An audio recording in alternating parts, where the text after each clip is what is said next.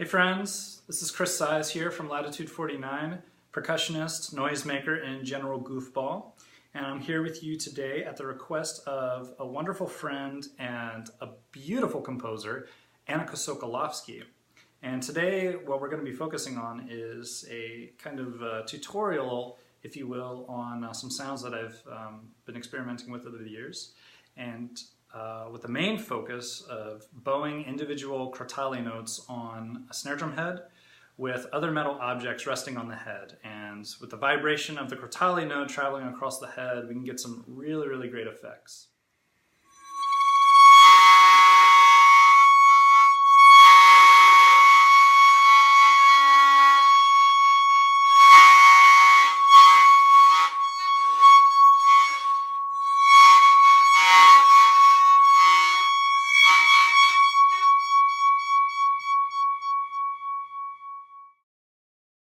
Okay, so I have two different snare drums here.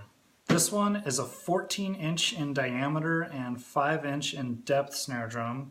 And this is mostly known to percussionists and drummers as a pretty common size in concert snare drums.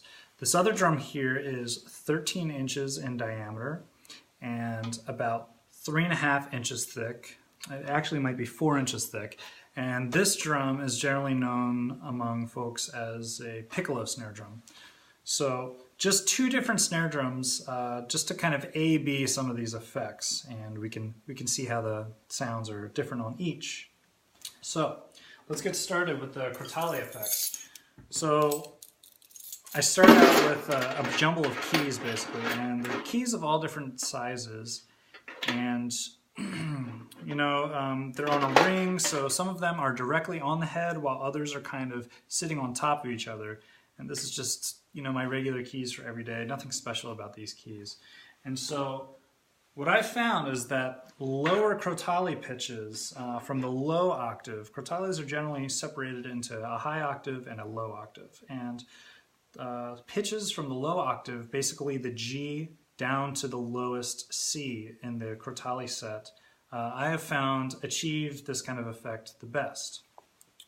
And what you do is you just place the disc on top of the head like so, and you want to get it pretty close to the edge here, almost right up to the rim. Now with the bow, you want to make sure that you're using a nice thick bass bow. I found that you can achieve just the best results with these, and you want to make sure it's well rosined and you have quite a bit of tension on here in an effort to get maximum bow pressure into the disc. You really got to put some bow pressure into this thing to excite the head in such a way to make these keys kind of ring. So let's just try that now.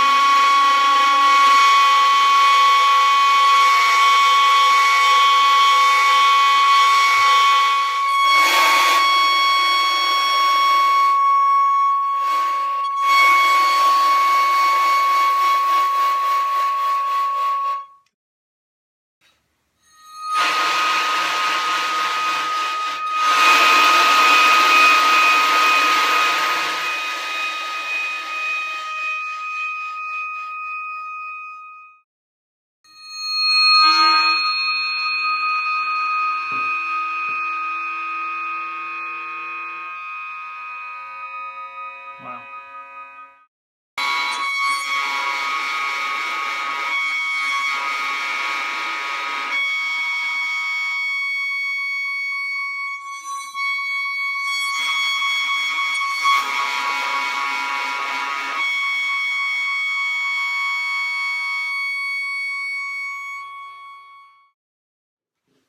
So now I have a piece of tinfoil instead of keys or a little sizzle kind of necklace thing.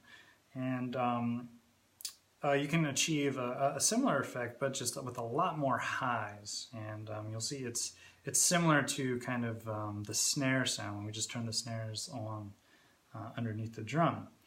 And so again, we're going to use lower pitches in the Crotales set. I'm going to do both on the 14-inch drum and the 13-inch drum.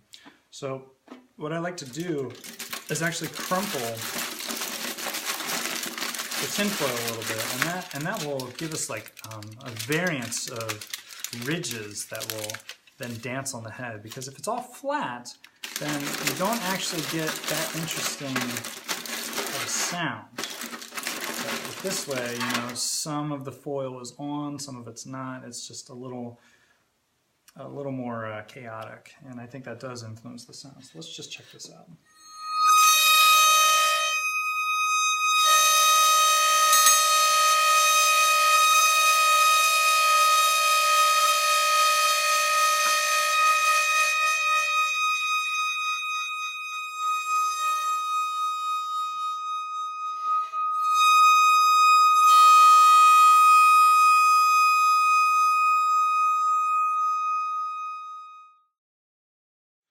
Hope that was helpful. Be sure to get in contact with me or leave a comment under this video if you have any sort of questions about anything, and I'd be happy to continue the conversation. But also I encourage all of you, if you have access to some of these instruments, to just try this stuff out yourself and, you know, share a video if you've come across a solution that you find really works, and we'll just keep on sharing some new, fresh sounds. So thanks again, everyone, and hope this was helpful, and hope to hear from you soon. Take care.